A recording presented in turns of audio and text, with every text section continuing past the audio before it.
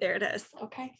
Well, welcome. We just are so excited to chat with you about this book. We were just chatting about it for the last half hour or so, and it's just been so fun to see this book come out into the world. I read it before it came out and I loved it. And I think I mentioned before, I'm not a romance reader and Ivana is not either, but it resonated with both of us. And so it was so fun to see just really the broad appeal that your book has had for people and how it's hit readers differently.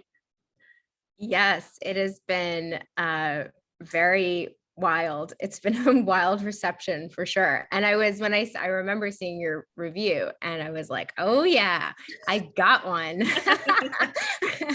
It's so fun to see the readers who are not typically a romance reader be like, oh, this is interesting. Maybe I'll pick up more books like this. And people who actually aren't readers in general, who have found the book and had a good experience with it, saying that they wanted to read more, which is so wonderful. It's like definitely not something I anticipated at all. And I just put everybody on grid view so I can see all of your lovely faces. Thanks everyone for coming.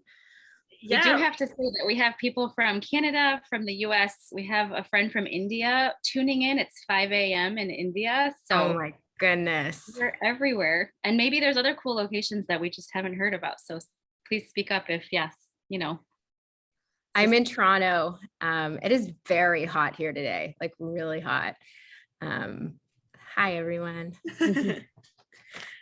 Well, to kick us off, can you just tell us a little bit about your inspiration for the book and your personal connection to Barry's Bay and how this all got started? Sure. Yeah. So I always wanted to write a book. Creative writing was like my first love. Low 100s. I'm like seeing the temperature comments. So it was 34 here. Sorry, I'm just going to go off track. It was 34 here in Toronto today. And I don't know what that is in US temperatures, but it was very hot. I think that's also low 100s. Anyway, so yeah, creative writing was kind of my first love as a kid. And I just didn't think that you could be an author for a living. And I grew up we moved to Barry's Bay in fourth grade. I was born in Toronto. My family moved to Australia. And then instead of coming back to Toronto, when we came to Canada, my dad was a chef and he didn't want to kind of participate in the trendy restaurant scene in Toronto. So they decided to make a home in Barry's Bay where our cottage was. And Barry's Bay is it's a working class town. The restaurant business is a very tough business. I was very aware from a young age of what financial struggle looked like. And so I had it in my head that you couldn't be a writer for a living. And so I decided to pursue journalism because I loved magazines. And even in journalism, I thought, I'm not going to be a writer because in magazines, very few magazines in Canada employ staff writers. I'm going to be an editor. So I kind of built my career as an editor, and I worked at a whole bunch of publications here, the Globe and Mail, which is a national newspaper, Toronto Life, which is kind of like our New York magazine. I was briefly the editor-in-chief of Chatelaine, which is a national women's magazine here. I worked there for 4 years, but I got promoted and I quit after putting out one issue because I was really unhappy. And then I launched Refinery 29 in Canada. And I was working, so I worked as an editor for 16 years. And it was the more you kind of rise in your job, the kind of more stressful it becomes, I found. And my job was really hard in 2020. We were a really small team. There's a lot of stuff going on within the organization that was pretty brutal. And I, that summer, was spending the summer up near Barry's Bay at a cottage. The owner of the cottage was an American, couldn't cross the border because of the pandemic. And he let us squat in this cottage. So it's kind of up where I grew up. My parents sold our lake house a long time ago. So I was kind of like up there feeling very nostalgic for the summers of my youth. And at the same time being really unhappy at work. And I got off the phone one day and after like a really stressful call, and I was like, that's it. I'm writing my book. I need to do something for myself. And I didn't know what that book was. But it was, I really wanted to do creative work for myself. And I very kind of like quickly got this idea for telling a story that was set in Barry's Bay. And I had that spring, in one of the first kind of lockdown weekends in March, had dug out my old diaries that I kept as a kid. So I kept diaries from age 7, like throughout university. And there was 13 journals in these boxes, and I'd never read them before. And I went through them all, and I read them kind of early in the pandemic. And they were so, like the feelings in them were so raw to me still. Like there were, like, I was so super boy crazy. And there were in the pages, like in the high school journals, there were notes that my friends and I passed to each other in class. There was a letter I sent to my crush that I never sent him. There was a letter from my best friend that was 6 pages long, breaking up with me. And it felt like, rereading it, it just felt like so, like I was like, it was 20 years later, and it felt like I was right there again. And there was like one note from a woman who wasn't in my like close circle, but a friend, and it said, "You look so beautiful and stylish today. Hope you have a good class." And it made me cry because I never felt pretty in high school. And the other thing that really struck me was how alone I felt, even though I had a close circle of friends. I felt really alone, and like nobody really understood me. And I really wanted a real boyfriend, which I did not have at all in high school. And so I was, thinking about in the summer of 2020, the people who like kind of come and go out of our lives, and kind of that push and pull between city and the lake. And that's where Every Summer After kind of emerged. And I really wanted to give Percy that person that I always kind of longed for. I love that. That's how nostalgic to go back through your boxes of things. Oh my gosh, it's wild. Yeah. Really wild. My husband started reading his old I don't know what they were on, like Live Journal or something, and he's like, I couldn't even read it. It was too cringy. Like I read one entry and I was like, nope, I'm out of here.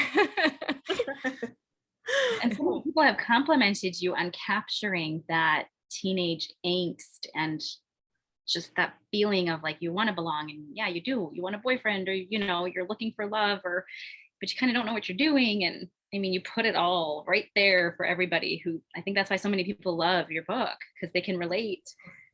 Thank you. Yeah. And then also like the struggles between girls, like the power struggles, and how like a lot of my young journals in elementary school were really focused. I mean, there were crushes, but it was really focused on all the girl drama. And then in high school, it kind of shifted to like boy centric. But that was like something I wanted to bring into the book too, for sure.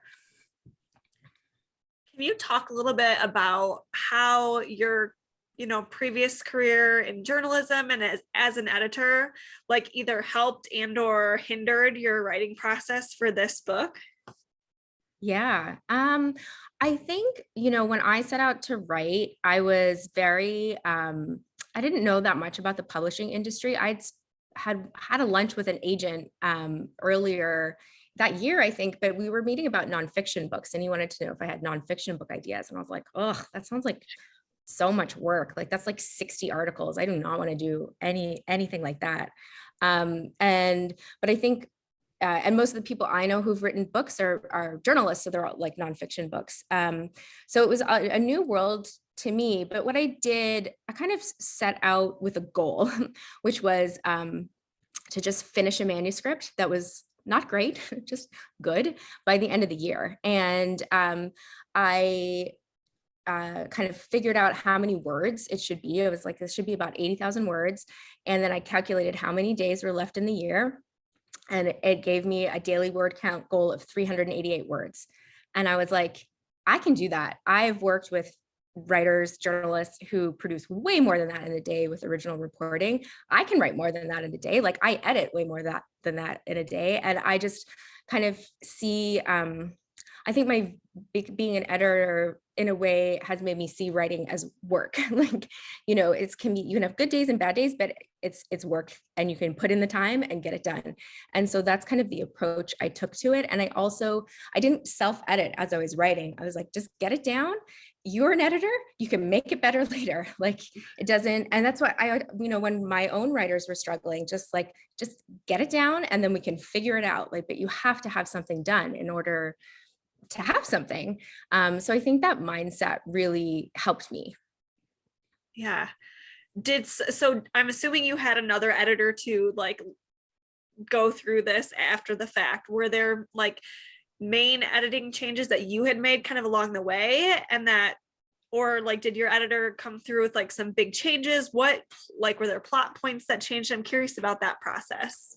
So it was, the first thing I did, so I finished after 4 months, and then I sent it to a few friends for feedback. And then my husband like forced me to let him read it.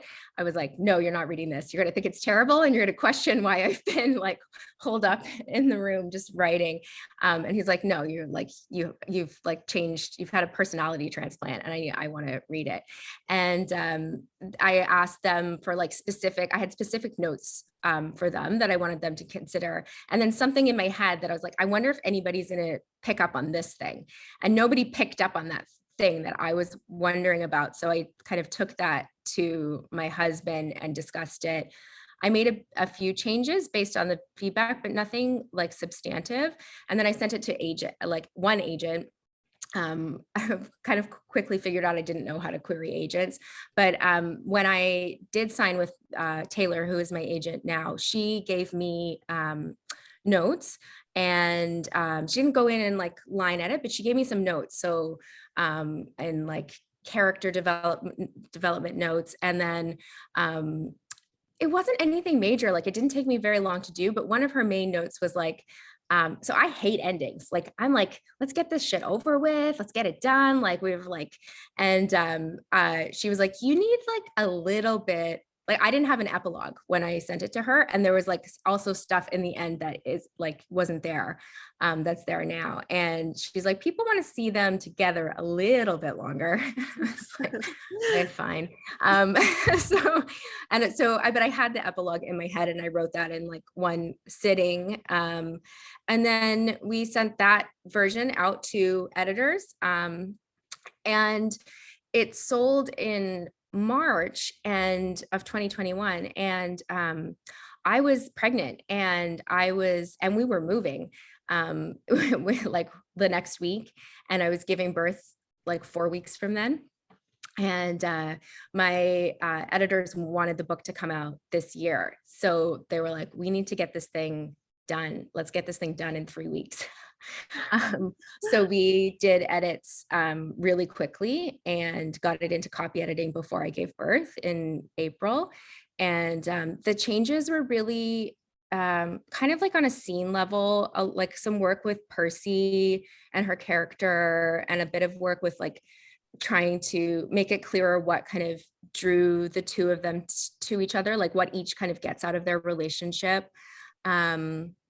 But it wasn't like a huge, like the book I'm working on now is a way more of an editing process. But Every Summer After, like there's something I think a little bit magical about that book and how it all worked. It like came out of me very like smoothly in a lot of ways, and like the whole process was kind of wonderful in that way. This book is a lot, I think, more typical.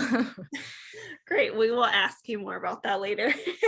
For Every Summer After, as far as your writing process goes, like just being pregnant, that's a lot. I'm currently very pregnant too. And I'm just like, that's a lot to like get your thoughts together and like formulate sentences on a page.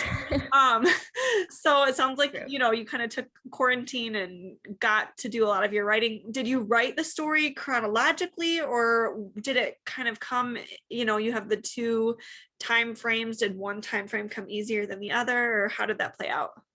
So I wrote it as you read it. I wrote it chronologically. I didn't plot it out at all. Like there were some scenes that would kind of like appear to me, and I would like kind of write those down and tuck them away for later, or just like little notes about things that I wanted to happen. Like I had like this like little note in my book, big moments that I wanted to explore in the book. And I knew what Percy's betrayal was, and I knew that it was going to have a happy ending. But I kind of just approached each, and I think because I went kind of, at the beginning, I kind of figured out what ages I wanted to look at, both like, where they would be in the present and where in the past, and figured out how many summers that would be. And then kind of the present was almost like, it was kind of an obvious arc in the present, right? Like she's like, she's going to have to meet him. She's going to have to go there. She's going to have to confront him. There's just going to be a funeral, like those kind of what the kind of like scenes would be became a bit obvious as I went along. And then each time I came to a past chapter, I just thought about like, how does their story progress this summer? And what do I want to happen? And like, what kind of hurdles are getting in their way? And at this age, what are you going through? And kind of approached it like that. That's great. I always love to hear the background of how people structure their stories, because it seems like authors are so different in how they approach things. So it's always so interesting to me. Yeah. And I think every book is probably gets tackled a bit differently too. Yeah, that's probably true. Laura Beth, are you free to ask your question? I think we'll open it up to the group here and get some other people going. Sure. I had several, so I'll ask one of them. Sure. The part about the pierogies seemed to be very prevalent throughout the novel. So was that something that you had a personal connection to? And why did you choose to put that particular point of food and the Polish culture, that was all throughout. So I was just curious. Yeah, that's a good question. So Barry's Bay is a very Polish community. It's very Polish and very Irish. And you can I could not write a book about Barry's Bay without touching on Polish community there. The first Polish settlement in Canada is kind of the town over from Barry's Bay. And there's a lot of people who live there who are Polish. There are a lot of people who come from like Toronto up to their cottages who are Polish. And then there are a bunch of like summer camps in the area for that are like culturally Polish as well. So it was just part of the area. And there's a restaurant that the tavern in the book is based on called the Wilno Tavern, which is famous for its pierogies. And I just to me, it just really spoke to the area. Very cool. So she's ready. My next question, since we're waiting, is just the horror part of it. Are you a big horror fan? Because I was when I was little. I was when I was little. I like when we moved back to Canada, I had a really hard time making friends. Like I was,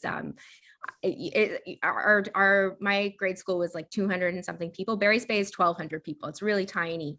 And I was like this girl with an accent, and we had like, I don't know, like 7 girls in our class, not very many girls. And you can imagine how like that is quite, we put a new girl in there, and it was tough. And I used to like, write stories at recess because I had nobody to play with. But one place that sometimes it was horrible and sometimes it was great was the bus. You know how the bus has its own like culture. It's like separate from like the school culture. And I remember like one of the like fun times on the bus was when I started like just making up horror stories to people on the spot and telling scary stories. And yeah, I loved scary stories when I was younger. Now something weird happened when I became pregnant with my first son. And I physically have a lot, seeing gore, which never bothered me, is like harder it's like a chemical reaction. Like I just have a harder time with it now. But I think horror is really fun. And it seemed to make, like, I didn't want Percy to be like a super girly girl. And it seemed to fit with her. Yeah, I think that's pretty, I don't know if it's common. It was common for me with, I read Christopher Pike. I read all those books as teens. But once I became a mother, then you start imagining all the horrible things that can happen and it becomes too realistic. So I was like, I can't do it anymore. Yeah. So thank you. Brenda had an interesting question about some Canadian authors. Brenda, are you up? Are you free? Yes, sorry. No, it's fine. Yes, first of all, I'm not a romance reader at all and really liked this book. I especially loved your notes at the end that just sort of made it come so alive. Thank you. Very, very rich, very real. And I love hearing from you today. But I also noted your acknowledgements page had a mention of Ashley Aldrain, and I loved her book, The Push. Yeah. And then recently read Nita Prose's book, who's also an editor and wrote a book, The Maid. Yeah. And I'm like, where did this little gem of all these great authors out of Toronto come from? I know. And Marissa Stapley, who wrote the book Lucky, which was a Reese Witherspoon book club pick recently, she's also based in Toronto. And she's kind of like done big things this year. Yeah, there's a gang of us. There's actually like this little, like there's like a Toronto women's writers group, like very casual, and they're having a get together soon. And I got invited to it, and I was like, oh yeah, but now I can't go. So I'm having major FOMO. But I like, I'm this is my debut novel, and it was The Push is Ashley's debut novel. The Maid was a debut novel, but there has been a strong community of writers here doing wonderful work for a long time. It has, I think, I mean, I can't speak to this personally, but I think for Canadian creatives in general, it is hard to break into the United States and get that kind of attention south of the border. And for me, I think getting an agent who was my agent's based in Los Angeles was a huge kind of game changer. And Ashley Audrain gave me some really good advice. We have a mutual friend, so I'd had a phone call with her before, just as I was querying, and she was so helpful. And she's like, her book is very disturbing and wonderful, but she is legitimately the kindest, nicest human being in the world. And so she's been like, throughout the whole process, has been so wonderful to me. And yeah, I mean, there's a lot of talent here, but I think a lot of it doesn't necessarily make it in a huge way in the US, but hopefully that's changing. One of the things that we have been told is that Americans do not want to read stories set in Canada. And I love these shaking heads. That makes me so happy. Yeah, and like when I was talking to agents, I would ask them, is it a problem?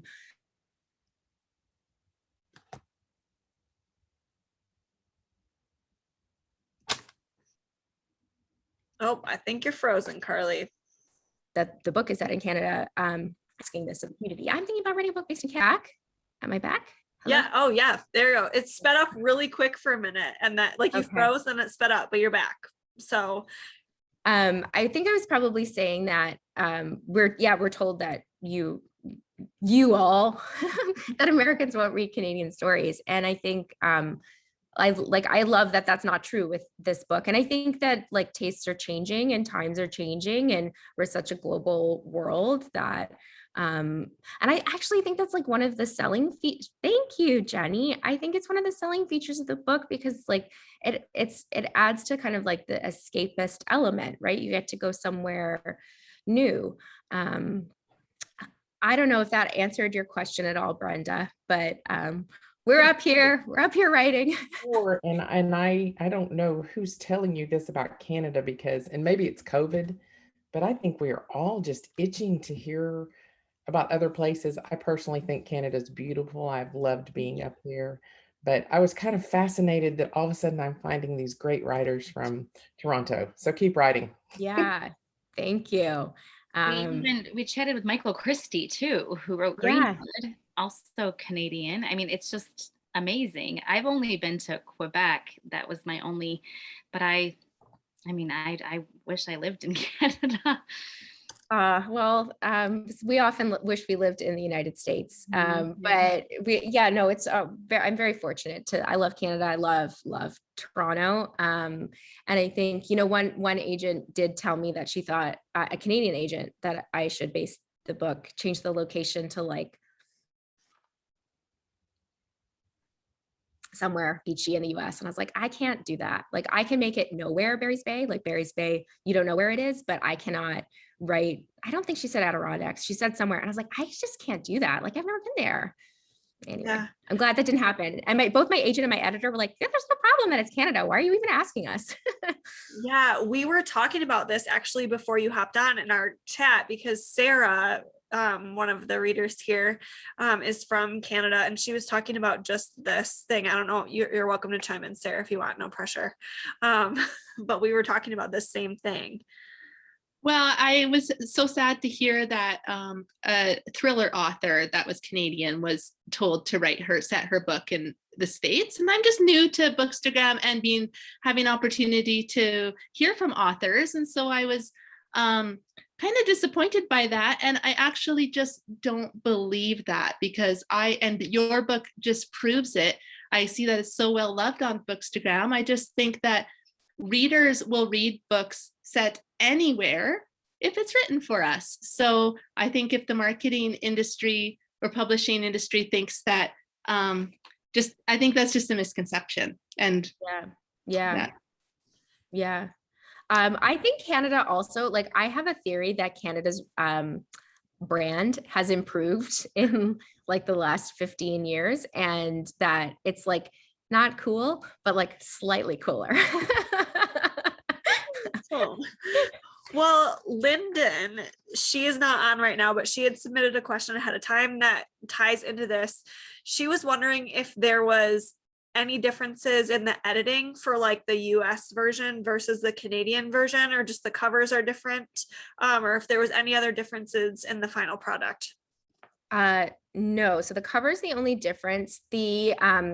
So my primary editor is Amanda, who is based in New York, but I have a Penguin in the US and Canada kind of came together on the deal, so that I have a really great kind of representation here from Penguin Canada. So, and also I have a Canadian editor, Deborah, who is kind of came in on the edits. So Deborah and Amanda worked together getting the edits really quickly. And it's really great because, and they don't edit for like the market, but they have different like kind of,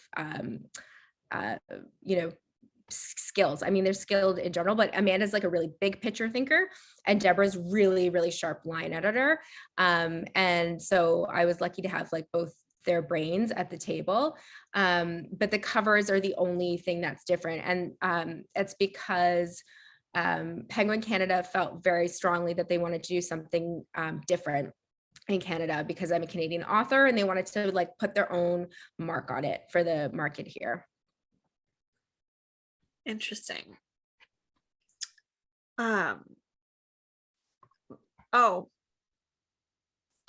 Okay. We got a question in the chat for you about how did you have any say in the covers, and how that, like, were you able to pick?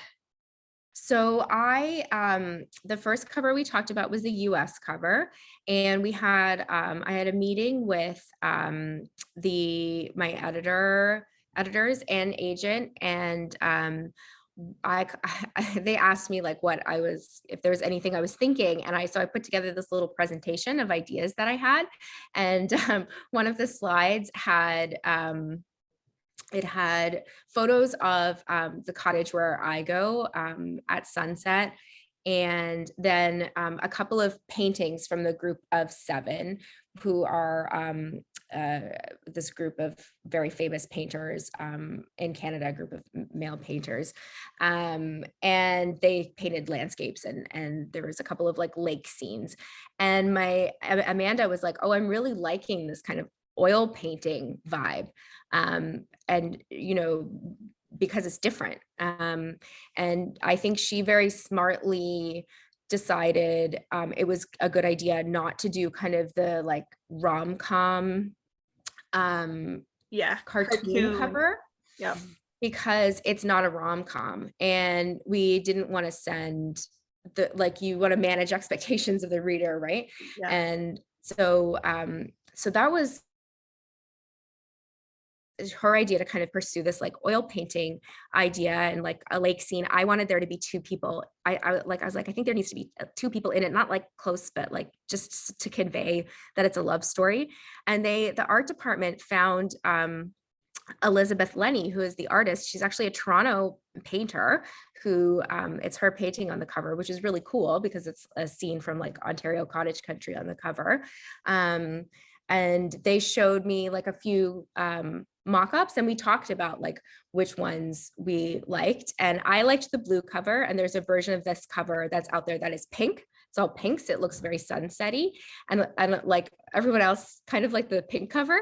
And so we went down the road with this pink cover, and then the sales department was like, it's not summery enough. We like the blue. And I was like, yes, the blue. But the pink is really gorgeous. I just like, it didn't feel like, so I'm like, I didn't feel as summery to me. And then the Canadian cover, Deborah asked if, like she said that they like to give the art department as much leeway as possible, but was there anything I didn't want to see? And I was like, yes, I do not want to see any like Canadian cottage country cliches. So like no canoes, no loons, no Muskoka chairs, which is our like term for Adirondack chair. Like, I do not want like cottage country, but sexier is what I said. Somebody asked in the chat if you have a favorite like between the two covers? No, I do not have a favorite. And I like how one has the kids on it and the other has adults on it, which I think is really, really fun, but I love them both. Yeah, that's so fun to hear the behind the scenes on that. It turned out so good. All right, Annette is up with a question. So I had a couple. My first was, did Charlie ever stand a chance, or do you think you would ever give us a Charlie story? Do you think Charlie ever stood a chance? I'm curious. No, but I don't. But I think that I felt bad for him. You know what I mean? Like, I think I just felt bad for him. I felt like, when nobody was paying her attention, and he kissed her first, and I think he did genuinely like her, but I don't know. But I would love a Charlie story too, or for him to find someone too. Justice for Charlie. Justice for Charlie. No, Charlie never stood a chance. But he was definitely he and Delilah were my two favorite characters to write. Probably Charlie a bit more because he's in there more. And I think like what the fun thing about him, what like Sam's so like, he's always like trying to be so good and like grown up, and like Charlie just gets in there and needles him. And that was so fun to write. But I think the thing, and he provokes Percy too, but I think the thing about people who can really get under your skin is that they're very good at observing others and reading others. And they're actually like really attuned to other people. And I think that's the case with Charlie. And there's a lot, we kind of see it, there's a lot more to him than we kind of would first guess when they're younger. And I think he's a really like complicated guy, and I think he has a really good heart. I'm not planning on writing a Charlie book. The book I'm writing is not about Charlie. I would never say never. I've definitely thought about where he would be at, and what his point of view is, and what like life looks like for him on the other side of this. But I don't have plans to write it right now. Well, if you write it in the future, I will read it. You're not the only one. So whatever else you're working on. Who's asked. He's such a fully developed character, even though he's a side character. So I thought he was very fun to read. Thank you. Of course. And I also was curious, out of all the Greek myths, how you landed on Persephone, the goddess of the underworld, for Percy. I was just curious. I wanted a name that, like, Persephone suited a name that her parents would give her. Like, that seemed like something her parents, that they would give her, kind of a pretentious name. And I wanted a name that could do a lot of things so that it could be played with and shortened. And, you know, in the present day, she goes by Persephone, but in the past, she's always Percy. But Charlie calls her Purse, and to her best friend, she's P. And I wanted to have a name that could do a lot of things. And you could see kind of how she's changing based on how her name is being used. And I liked that it tied in with her kind of horror, love of horror. And then somebody had suggested to me, is it because, like they said, you know, Persephone comes and goes with the season? Is that one of the reasons because Percy comes and goes with the season? I was like, no, I am not that wise to have thought of that, but that is really clever. All right, Katie, go ahead. So I know you said that this was a pretty organic book for you to write and it flowed really easily. And I was just wondering if there was any scene that was really easy to write or something that it was like your favorite thing to write in the book. One of my favorite things to write was the scene where Taylor shows up at the restaurant when Sam and Percy are getting, like, they're kind of drunk, and like Percy is having very unkind thoughts go through her head, and she's like imagining squirting ketchup on her. And also just like because I know Barry's Bay, the idea of this woman showing up in town and like cream colored silk, it was so funny to me. And like the outrage that Percy would feel internally was just like, that was so much fun to write. Yes, that was probably one of my favorite scenes to write. I also really loved writing the epilogue. That was like it's not like a fun scene, but it really felt like it really flowed. It really felt like what it was supposed to be.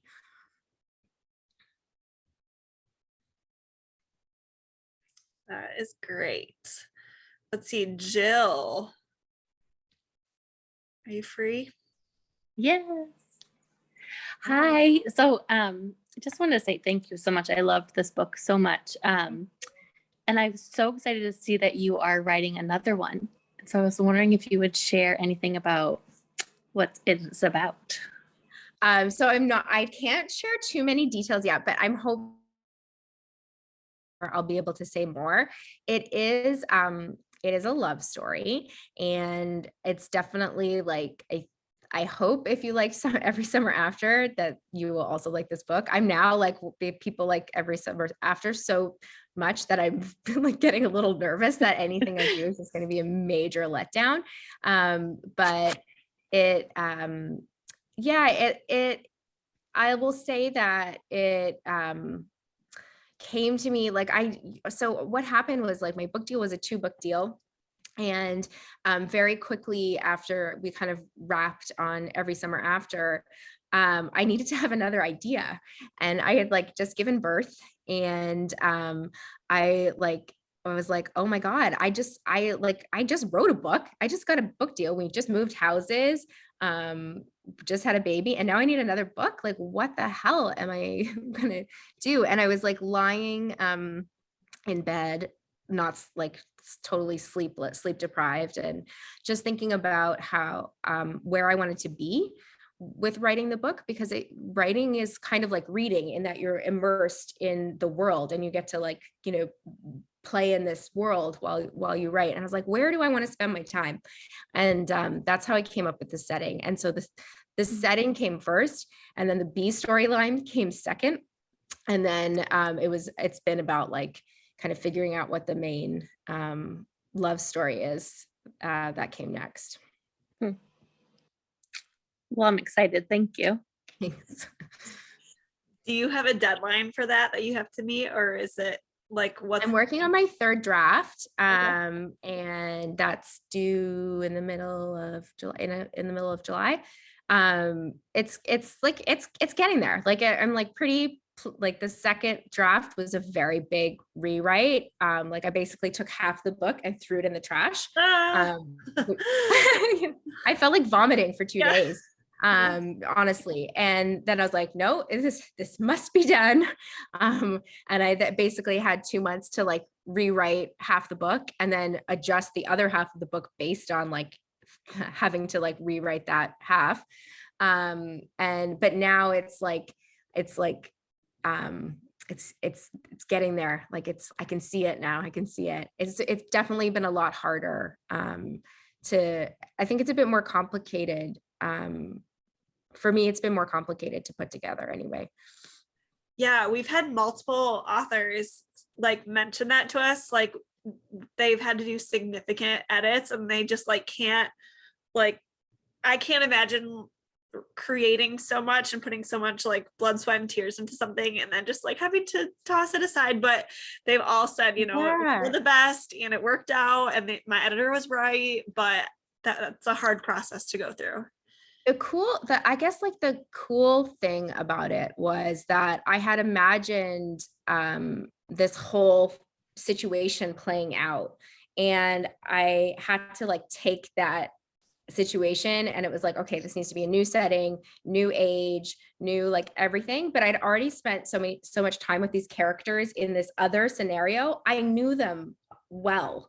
And so when I took them and did this other thing with them, I was like, okay, well, this is exactly how these characters would approach it, even though they're like in a different place in their lives and physically.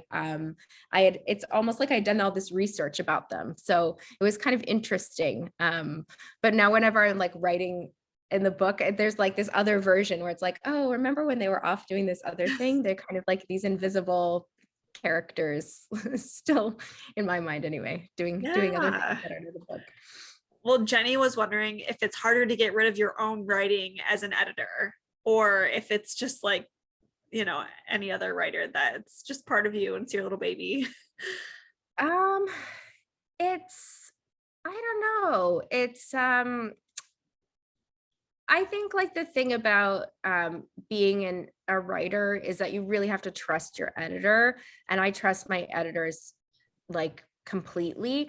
And so in a way, I mean, you don't like deleting that much of your work. Like I really like I did grieve it, and I was like, I'm grieving these characters, and I'm just like mentally gonna like send them off, and that was tough. But if you trust your editor, then it's a bit easier. Like, you know, you're doing the right thing. And it's the same thing when you're an editor. You're like, oh my God, you need to like win your writer's trust. And so if you have a relationship with your writer where they trust what you're saying, then it makes it a lot easier. And of course, like at the end of the day, it's, my editors were like, it's your book. Like, if you disagree with this, you don't have to do it. Like, you can do what you want. Like, you know, if you think this is the wrong decision for the book, like, okay, and we'll like figure it out.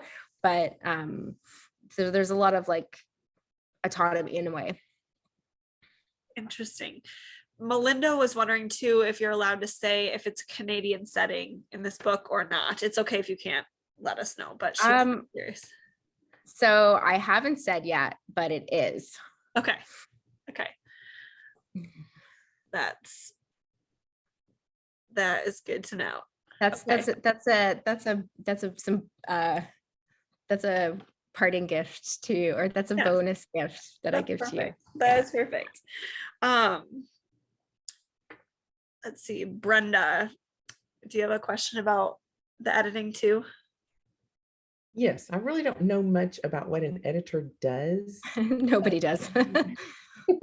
Do you do just only romance, or are you reading all kinds of things?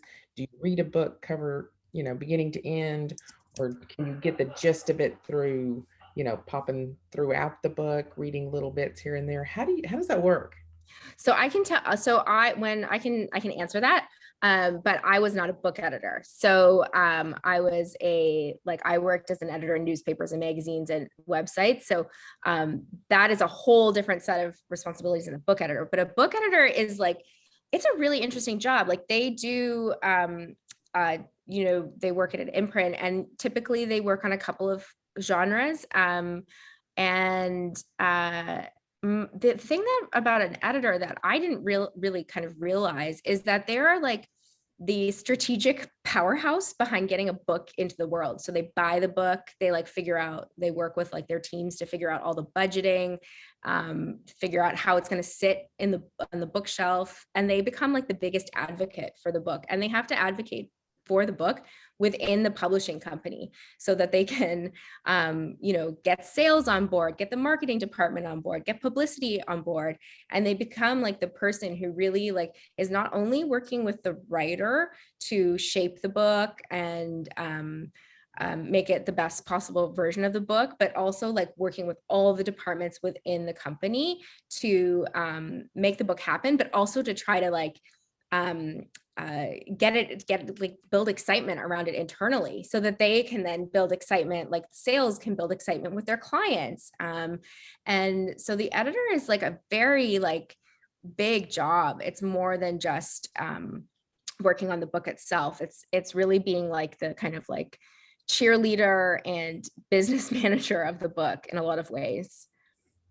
So how many books does one editor handle at a time? I honestly do not know.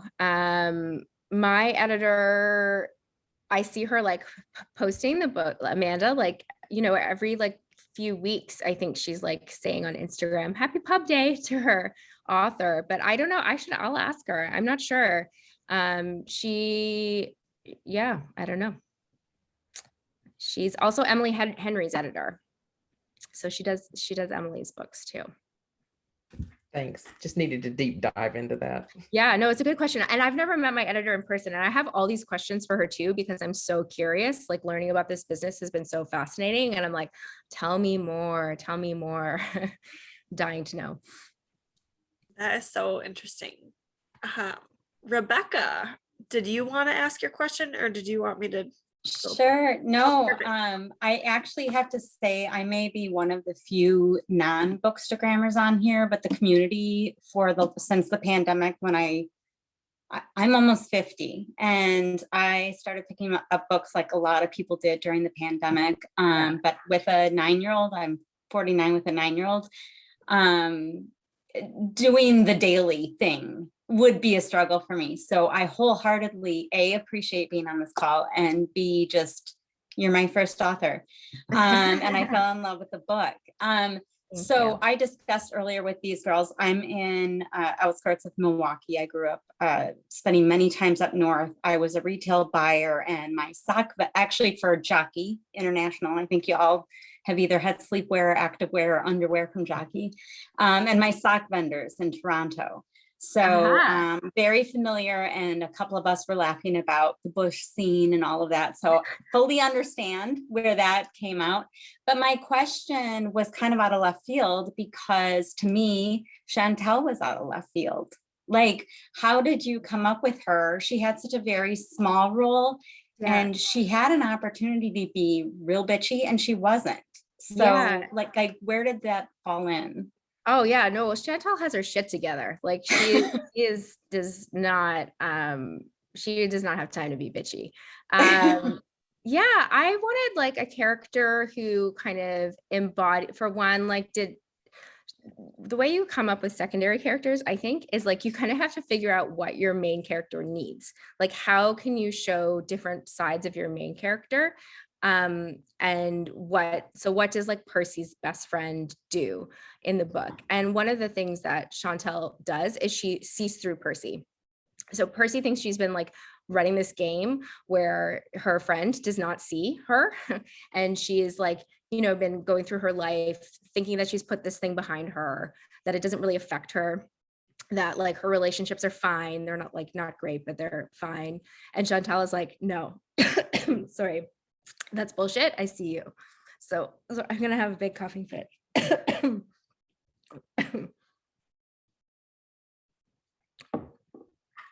We've been there.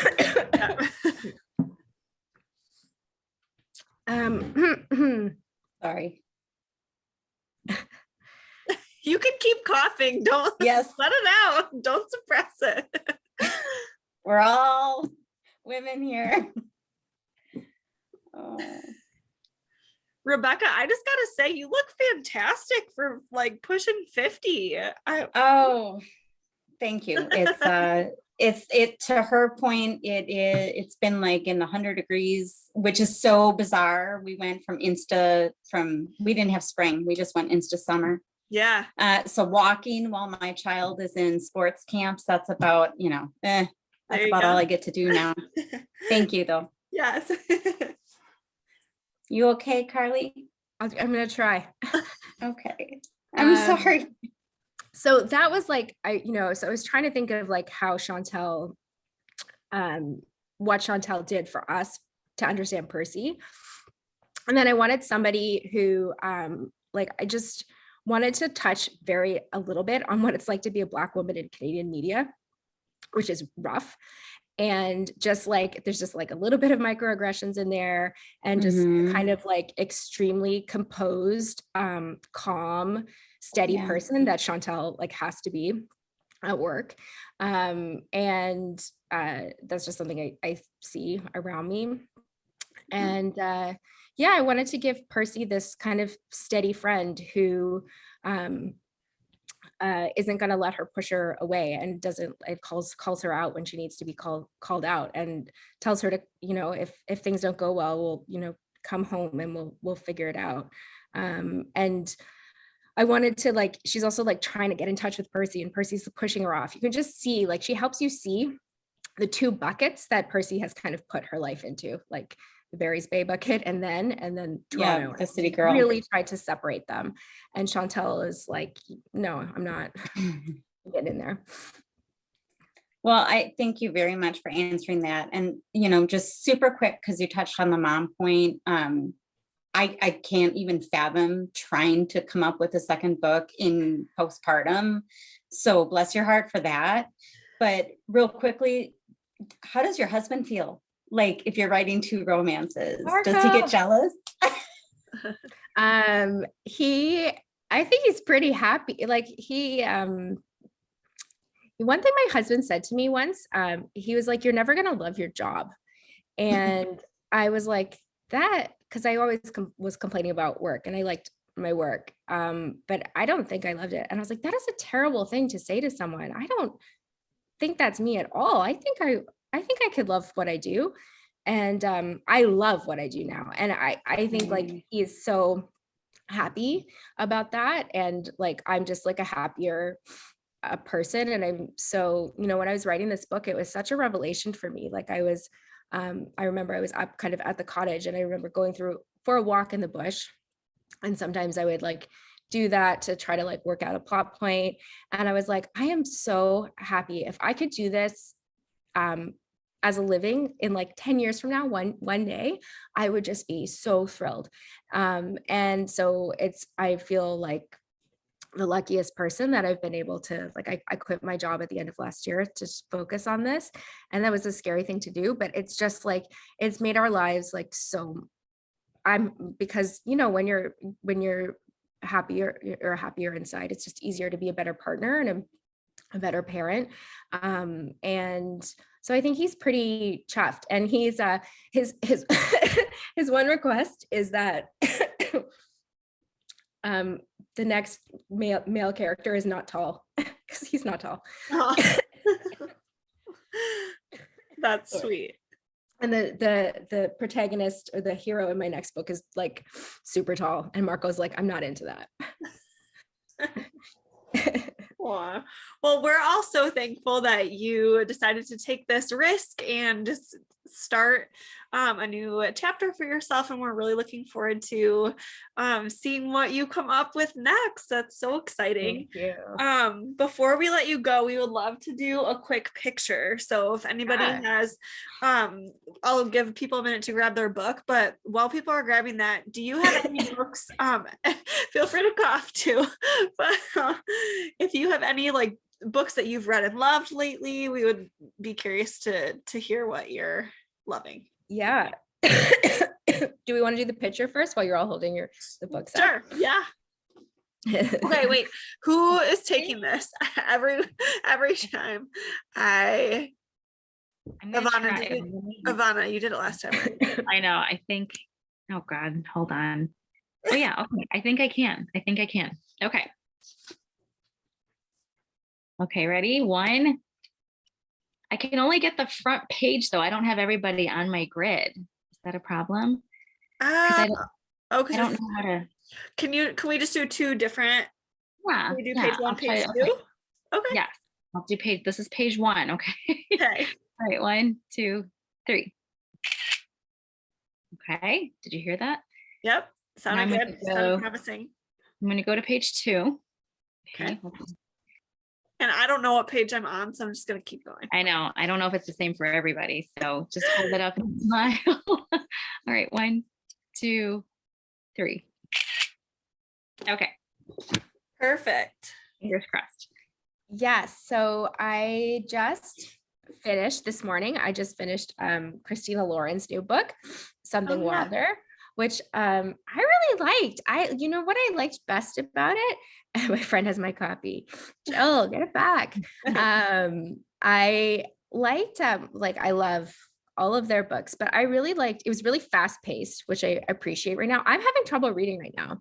And I don't know why, but I am. And it was very fast paced, and it was like the description of the scenery was so beautiful. And that is one of my favorite, like one of my things that I like best in reading is like beautiful descriptions of nature, but I also like plot. So I like that. And then I also recently finished Beth O'Leary's The No Show, which is her 4th book. And I've really liked her previous books, I especially liked The Road Trip. And The No Show is like, I think Beth is like, got to be super duper smart. Like it is so, it's about 3 women who get stood up by the same guy on Valentine's Day. But it's a romance. And so watching her kind of like seeing how she makes that all come together is so incredible. And once I kind of like was figuring it out, I had to put the book down for a few days, and I was like, I can't handle this, and go back to it. But I think she's a talented writer. Like The Road Trip, her book, The Road Trip, is one of my favorite books, I would say. So those are the 2 that I just read. And then on my list is, I'll bring it out so you can see it. This book is available in August. My stuff's all falling. It's called 100 Other Girls by Aman Hariri Kia. And I'm interviewing Aman for the book. It's on sale August 9th. And it is about a young journalist in New York who goes to work at her like dream magazine for I think a very exacting, awful editor-in-chief is my guess. And it is, I think, like, from what I understand, really looks at kind of the divide between the print and digital world in publishing, in like magazine publishing, which is like 100% my jam. And Iman is like, she just recently left her job, but she worked in media in New York. And I'm really excited about this book. And one of the reasons I'm going to read this one next. I opened it recently, and like on the inside page is an org chart. This is like my porn. I like in my like previous life, like I love an org chart. I'm like, oh, who's reporting to who? Like this, like just like my like editor management brain is like very into that. So I'm excited to read that. I think it's going to have some pretty sharp observations about media, women's media. Yeah, so that's kind of like next on my list. Oh, one more quick question in the comments. Do you read thrillers? I don't, but not for any. So I didn't read for the longest time. Like I stopped reading as an adult, and it wasn't because I read so much for work. And because I think working in journalism, there was like the books that you're supposed to read and like this important books. And I was like, I felt like really disconnected from the book world. And I didn't read in my spare time. And then I started reading again in 2019, I think because I was super stressed, and also because To All the Boys I Loved Before was on Netflix, and we were covering it like crazy at Refinery 29. I was like, I love YA. I'm going to pick up this book. And I just devoured it. And then I read all of that series. And then I read all of the summer series, like The Summer I Turned Pretty and all of those books. And then that sent me on this like, I stopped watching TV. I just started reading. I read like all of these YA books and all these romance books and a bit of women's fiction. And that has been like my reading diet since 2019. So I haven't really like dipped into thriller, but I'm not opposed. And I read, I guess the Push isn't a thriller, is it? Is the Push a thriller? What would you say? A domestic thriller? Domestic suspense. I loved the Push. I did too. I loved it so much. And I think like, I mean, it is like the suspense part is really great, but I just loved, like, I thought Ashley did such a sharp job looking at how a marriage falls apart. And like, that was what really like got to me in that book. Like, it made me want to cry so many times. So if there are like, if you guys think of thrillers that you think I would like, let me know. I'm into it. Great. Well, I think we're all good with our questions here. I think we got to everybody. Sorry if I missed you, but Thank you. we are so thankful that you would join us for this. And we are just, so celebrating with you as this awesome book just makes its way through more readers' hands. And we'll just be looking forward to what you have coming next. Thank you. Thank you so much, everyone. I really appreciate you spending your evening with me and for reading the book. Thank you. Thank you, Carly. We love chatting with you. Thank you. I can't wait for what comes next. Ivana, I didn't get to harass you about getting slow. No, so it's this is too considering late. yourself harassed. You have a cough. It's not good. Honestly, it was before you hopped on, I was just like, you guys, I was like, Carley Fortune called me out. It was literally, you know what happened? On the audio, I started audio, and when they were young, the narrator was making them sound so just like a kindergartner, and they were kind of going back and forth, and Sam was sounding kind of whiny, and I'm like, oh, I don't know if I can do this, because again, I don't do romance. And then once I dropped the audio, I went to my physical book, and things got so good, and then I went back to the audio, and it was great. So it was literally like I couldn't like make my connection with them when they were super young. And I teach middle school too, and I'm an English middle school teacher, and maybe that was just me having an end of the year moment. You don't have to explain yourself. I'm putting you on the spot. No, but that's really like what it was. It was like as soon as they hit the right age, I was like all about them. Yeah. At the beginning, though, they reminded me too much of my students. Maybe that's what it was, and I was just ready to end the year. I've like heard people say like, well, some people are like, I loved it from the beginning, and some people are like, oh, it's a bit slow for me. And now like looking at the book I'm writing now, I'm like, do I need to like, is this like, I'm like really looking at the first 100 pages, like how do I like, because I think like as readers, you know, our attention spans are shorter than like, not that is your issue, but like that is something I've been thinking about anyway.